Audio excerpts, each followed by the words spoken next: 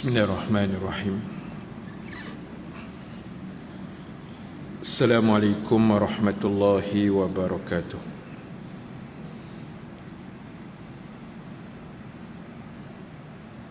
Al-Fatiha. A'udzubillahi minasyaitonirrajim. Bismillahirrahmanirrahim. Alhamdulillahi rabbil alamin. Ar-Rahmanir إياك نعبد وإياك نستعين اهدنا الصراط المستقيم صراط الذين أنعمت عليهم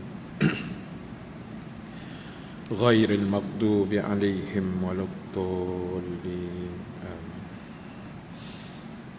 الحمد لله رب العالمين الذي حبب إلينا الإيمان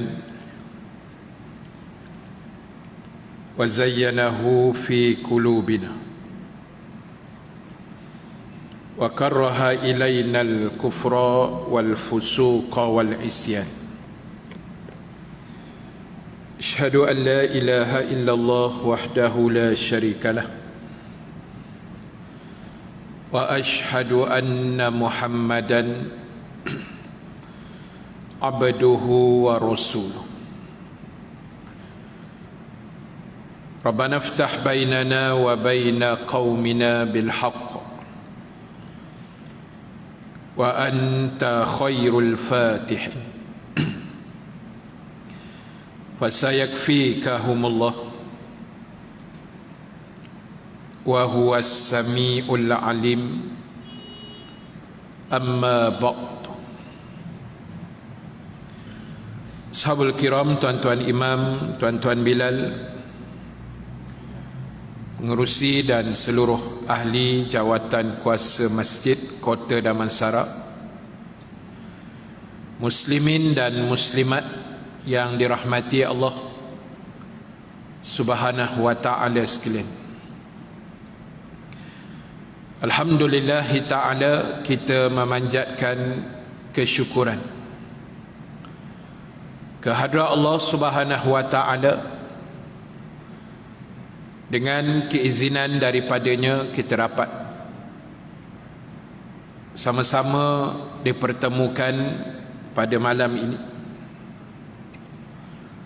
pada malam Jumaat yang dimuliakan Allah Subhanahu wa ta'ala, hari yang ke-17 pada malam yang ke-18. Mudah-mudahan segala amal ibadah yang kita lakukan, khususnya di dalam bulan yang penuh kemuliaan ini,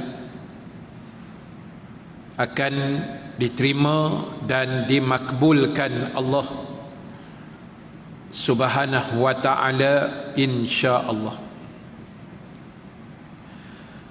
Muslimin dan muslimat sekalian, hari ini kita meraihkan peristiwa 17 Ramadan.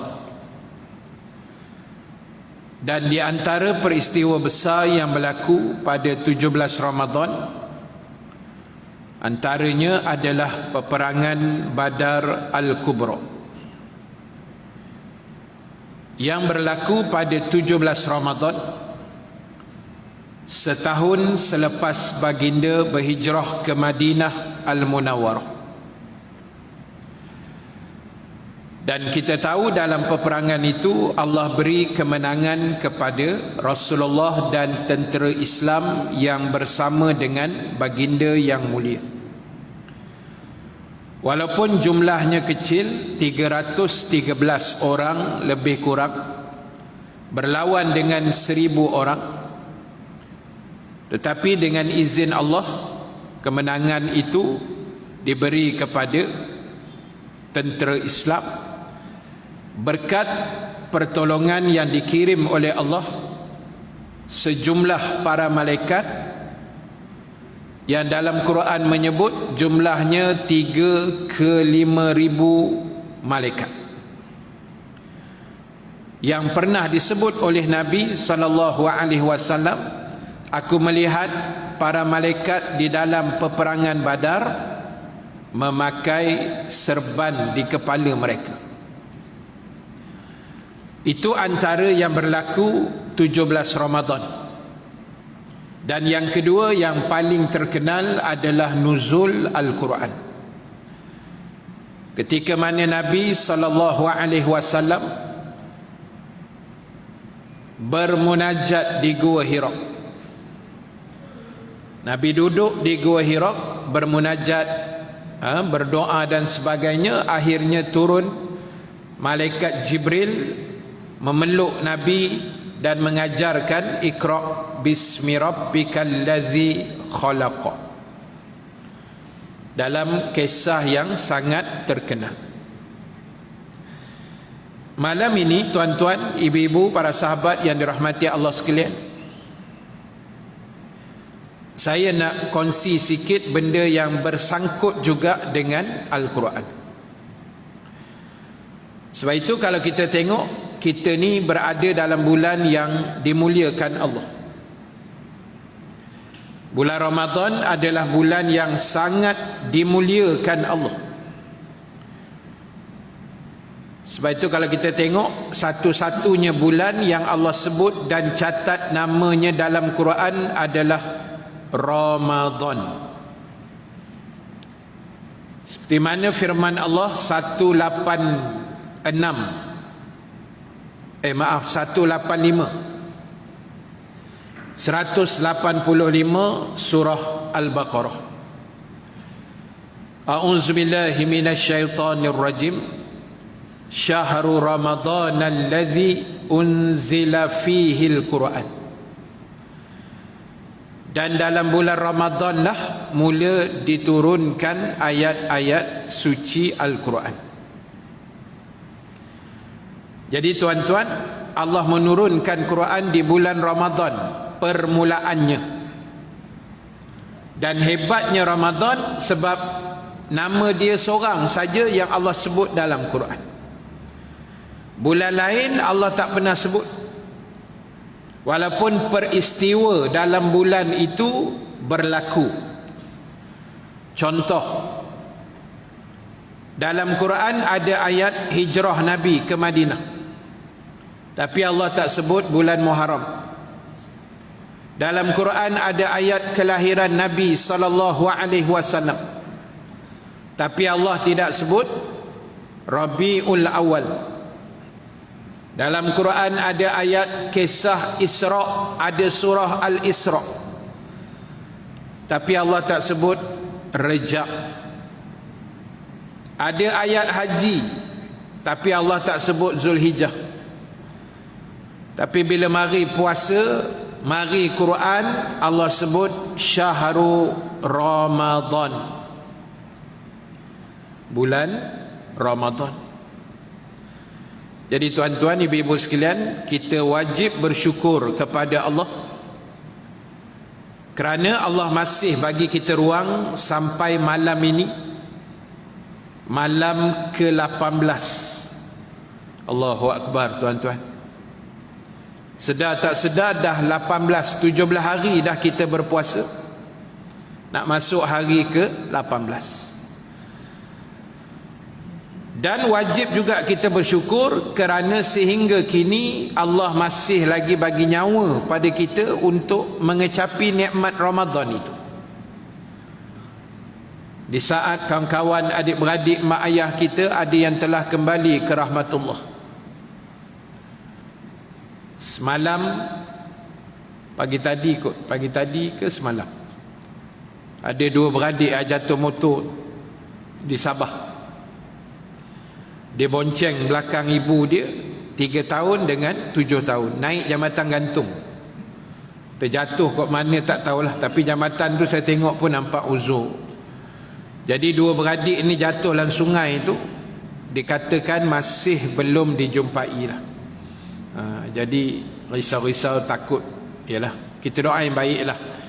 Tapi tak jumpa lagi, dah sehari semalam dah. Jadi tuan-tuan, hidupnya pula kita malam ini dalam keadaan sehat walafiat. Tuan-tuan, ibu-ibu boleh mari masjid Kota Damansara ni kira sihat lah. Walaupun mungkin sakit lutut sikit lah, sakit pinggang, kebas-kebas kaki, yang tu tak apalah. Tapi sihat tuan-tuan. Tuan-tuan pergilah hospital Kuala Lumpur, hospital Selayang tu, tengok ramai yang terbaring atas katil hospital. Tak sihat. Ada yang sedar, ada separuh sedar, ada yang koma, ada yang tak sedar langsung. Puasa tarawih diorang macam mana tak tahulah tuan-tuan. Tapi kita, Allah bagi sehat walafiat. Alhamdulillah. Jadi bersempena dengan nuzul Quran hari ini tuan-tuan, saya nak cerita sikit hebatnya apa yang dinamakan dengan Al-Quran ini. Sebab kita kena ingat Al-Quran ini adalah kalam Allah, wahyu. Dan dia juga adalah mukjizat. Quran ni mukjizat tuan-tuan, tak boleh lawan. Siapa lawan dia mesti kalah punya. Itu kehebatan Quran. Dan saya nak sebut malam ini, mungkin jugalah tuan-tuan pernah dengar apa yang saya nak sebut ni. Ulama buat satu kesimpulan. Siapa-siapa, sesiapa sahaja, atau benda, atau lokasi, atau tempat, atau masa, apa saja masa, tempat, orang, benda, apa-apa saja tuan-tuan yang terlibat secara langsung dengan Al-Quran, nescaya Allah memuliakan benda itu. Saya ulang sekali lagi. Dia lepas buka ni kadang tak apa faham sikit. Perut dah kenyang. Untuk kedarah nasi kerabu tadi tuan. Kan? Apa saja orang, benda, masa, tempat, lokasi, apa saja yang terlibat secara langsung dengan Al-Quran, benda itu, perkara itu mesti Allah Ta'ala muliakan dia. Contoh, tuan-tuan dengar baik-baik, contoh-contoh ada 4, 5, 6 contoh saya nak sebut ni. Kita ada tak terkena dekat contoh tu? Yang pertama, sebabkan Al-Quran ini dikirim Allah kepada malaikat Jibril. So antara tugas utama malaikat Jibril menghantar wahyu pada nabi-nabi dan rasul. Termasuklah pada baginda sallallahu alaihi wasallam selama 23 tahun Jibril ulang-alik dari langit turun ke bumi jumpa nabi bawa wahyu Quran. Disebabkan Jibril terlibat secara langsung dengan Quran, maka Allah mengangkat darjat Jibril sebagai ketua segala malaikat. Jibril telah diangkat darjatnya kerana terlibat secara langsung dengan penghantaran wahyu Al-Quran. Dia berkait tuan-tuan. Allah muliakan Jibril jadi ketua segala malaikat. Dipanggil Sayyidul Malaikah, ketua segala malaikat. Satu. Yang kedua, disebabkan Quran itu diturunkan kepada junjungan kita Nabi Muhammad sallallahu alaihi wasallam, maka Allah mengangkat darjat baginda. Maka jadilah Rasulullah itu sebagai Nabi yang terbaik di kalangan seluruh Nabi dan Rasul yang dikirim Allah di dunia ini. Allah angkat darjat baginda menjadi Habibullah, kekasih Allah. Sebab Quran turun dekat Nabi. Dua. Yang ketiga, Al-Quran itu diturunkan oleh Allah di tanah suci Makkah dan Madinah Al-Munawwarah. Maka jadilah Madinah dan Makkah ini bandar yang mulia di sisi Allah. Kalau kira dari sudut geografinya tuan-tuan, Mekah Madinah ni tak ada siapa pun nak pergi tuan. Dah, kalau kira dari sudut geografi, ekor pelancongan, tak ada apa yang nak dimelancongkan dekat Mekah Madinah tu. Bukan ada tasik, bukan ada gunung yang ada turun salji yang sejuk. Padang pasir tuan, paling tinggi pun ada unta lah. Itu je. Tapi kenapa setiap tahun jutaan manusia ke sana? Yalah sebab ada Nabi, yang kedua sebab ada Mekah Kaabah, yang ketiga sebab Mekah Madinah ni diangkat darjatnya sebab bumi yang menerima wahyu Allah. Dia jadi mulia tuan-tuan. Walaupun dari sudut pelancongan dia tak ada apa pun kan. Laut pun laut merah begitu je lah. Tak adalah tempat menarik macam kita di Langkawi ke apa, tak adalah. 3. Yang keempat, disebabkan Quran itu permulaannya turun pada bulan Ramadan, 17 Ramadan yang kita sebut nuzulul Quran, maka Allah mengangkat dan memuliakan bulan Ramadan kerana Al-Quran mula turun padanya. Tuan-tuan, 4 dah yang mulia ni dengan Quran. Pertama Jibril, kedua Rasulullah, ketiga Mekah Madinah, keempat apa tadi? Ramadan. Lupa tuan. Keempat Ramadan, kan? Sebab dia permulaan turun wahyu Iqra itu pada bulan Ramadan, Allah angkat darjat Ramadan. Dan kelima, disebabkan Quran itu juga turun pada satu malam yang ditentukan, yang dinamakan dia Inna anzalnahu fi lailatul qadr. Sesungguhnya kami telah menurunkan Al-Quran itu pada malam Al-Qadar, malam yang ditetapkan.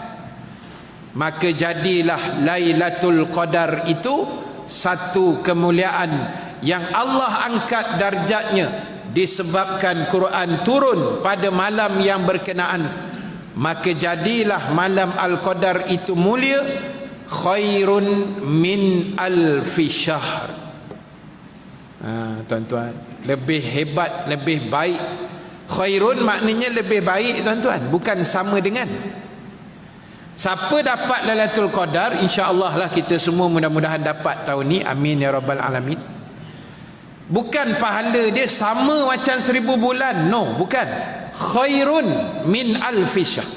Khairun maknanya lebih baik dari 1000 bulan. Jadi kata ulama, berdasarkan hujah-hujah itu, cuba bayangkan kata ulama, kalau Al-Quran duduk dalam dada manusia. Kalau Quran duduk dalam dada kita tuan-tuan, pasti kita dimuliakan Allah. Tak usah risau tuan. Tapi orang tak nampak benda ni tuan-tuan. Orang nampak dunia saja. Kan? Kadang orang pandang serong pada pelajar-pelajar tahfiz kan. Pagi tadi saya ceramah dekat kolej Ustaz Ahmad Dasuki kan, dekat Shah Alam. Dia ada ma'had, dia ada kolej. Saya pergi kat kolej dia tadi. Semua budak-budak tahfiz depan saya. Saya kata adik-adik banggalah sebab Quran duduk dalam dada kita. Walaupun orang kata mengaji tahfiz ni tak ada masa depan. Belajar agama ni besok tak tahu kerja boleh kerja macam mana, tak ada rezeki yang cukup. Itu orang cakap tuan-tuan, manusia ni bukan Tuhan. 28 November 1993 tuan-tuan, itu tarikh yang saya tak boleh lupa. Saya berangkat keluar pada rumah arwah mak saya di Gombak dulu, saya pergi ke Mesir tuan. Tarikh tu tarikh saya terbang pergi Mesir. Pada hari saya terbang tu tuan-tuan, hari saya bergerak nak pergi airport tu, masa tu airport Subang. Jiran sebelah rumah mak saya, dia kata ke mak saya, dia kata, "Makcik, buat apa hantar Rahim pergi mengaji Mesir? Tak ada faedah," dia kata. "Besok balik dia nak makan apa?" Dah 23 tahun dah saya balik tuan. Elok je hari-hari boleh makan. Bulat aja perut. Sehat aja. Dah, apa nak risau? Dah, bukan manusia yang pegang rezeki kita, Allah yang pegang. Tapi pak cik yang cakap tu dia meninggal tuan, 2 minggu sebelum puasa. Mudah-mudahan saya doa Allah ampunlah dosa dia. Mungkin dia tak tahu, kejahil ke masa tu kan. Jadi tuan-tuan, yakinlah tuan-tuan, kita pegang dengan Quran, Allah akan muliakan kita. Sebab itu tuan-tuan, tugas kita nombor 1, belajar baca Quran. Belajarlah, orang panggil belajar tajwid. Itu yang wajib sebenarnya. Baca Quran sunat saja tuan. Khatam Quran pun sunat saja. Belajar ilmu tajwid tu wajib tau. Kena belajar. Tak, makhrajnya, dengung, panjang, pendek apa semua tak. Yang tu kena faham. Kena belajar lah. Yang kedua, bila dah belajar membaca, nombor 2, kena baca Quran. Tak kisahlah banyak ke sikit ke, bacalah tuan. Setakat mana kita mampu tak. Kalau boleh tadarus, tadarus. Kalau tak boleh tadarus, kita baca je lah, insya-Allah. Nombor 3, upgrade lagi sikit, tengok makna dan terjemahan. Jangan baca je tiap-tiap tahun, tengok makna sama. Intai-intai sikit, ayat ni maksud dia apa, ayat kursi tu maknanya apa, Qul huwallah tu cerita apa. Upgrade. Yang ketiga tuan-tuan, tengok asbabun nuzul. Ada ayat-ayat tertentu yang ada sebab-sebab ayat itu diturunkan. Intai-intai juga tengok. Yang kelima tuan-tuan, tengok tafsir Al-Quran. Tengok huraian dia, tafsiran dia apa, ayat ni hukum dia bagaimana. Tengok sama. Dan yang keenam tuan-tuan, kalau boleh hafal, kita hafal lah sikit-sikit lah. Kalau boleh hafal Quran, kita hafal. Kalau kita rasa umur kita ni dah tak apa nak kuat hafalan, kita cari waris. Carilah anak ke cucu ke adik bongsu kita ke, hantar sekolah tahfiz tuan. Kalau boleh satu keluarga ada seorang tahfiz. Sebab itu juga boleh bagi syafaat kita di akhirat besok. Dan yang keenam, ketujuh tuan-tuan, paling penting ialah kita amalkan Al-Quran dalam hidup kita. Dan berakhlaklah macam mana yang Al-Quran mengajar kepada kita. Jadi tuan-tuan, ibu-ibu sekalian, itu sedikit yang saya nak share pada malam ini dalam sedikit ruang masa yang ada. Kita ada 1.5 minit lagi untuk ditamatkan tuan-tuan, sebelum azan Isyak 8.31. Jadi kesimpulan akhir, teruskan berdoa, teruskan beramal, teruskan membuat pecutan akhir 10 hari terakhir nanti insya-Allah. Doa banyak-banyak, mudah-mudahan Allah kurniakan kita Lailatul Qadar. Amin ya rabbal alamin. Terima kasih banyak pada muslimin muslimat. Dan sebelum saya tangguh, ada 2 pengumuman ringkas. Yang pertama, malam ni insya-Allah saya buat sedikit kutipan untuk pembinaan sebuah masjid di Pendang, di Kubur Panjang di Pendang, Kedah. Nama dia Masjid An-Nakhli, atau bahasa Melayu dipanggil Masjid Lebah. Belum ada nama Masjid Lebah dalam Malaysia tuan-tuan. Itu yang pertama saya rasa. Jadi dah saya tengok video tu, dah separuh pembinaan, kawan pada kawan saya lah. Jadi tabung kita dah sedia di luar sana. Nanti lepas-lepas tarawih sekarang, siapa nak infak dipersilakan. Dan yang kedua, ada buku wakaf kitab ni, harga dia RM50 untuk kita wakafkan ke sekolah-sekolah pondok. Tapi disebabkan SOP tuan-tuan, kita tak boleh bawa sahabat yang jual buku ni, jadi kita buat secara online saja. Cara online ni senang saja. Siapa yang berminat boleh ambil nombor telefon saya. Nanti lepas tarawih kan, tuan-tuan WhatsApp lah. Kalau siapa yang nak wakaf ataupun siapa yang nak infak untuk masjid pun boleh sekali. Kita akan bagi nombor akaun yang sama untuk memudahkan kerja tuan-tuan dan kerja saya. Jadi siapa yang nak wakaf kitab boleh WhatsApp pada saya 019 243 7476. 019 243 7476. Nama saya Ustaz Rahim Nasir, ya. Ustaz Rahim Nasir. 019-243-7476. Terima kasih. Aku qauli hadza wa astaghfirullahal azim li wa lakum. Wassalamu alaikum warahmatullahi wabarakatuh.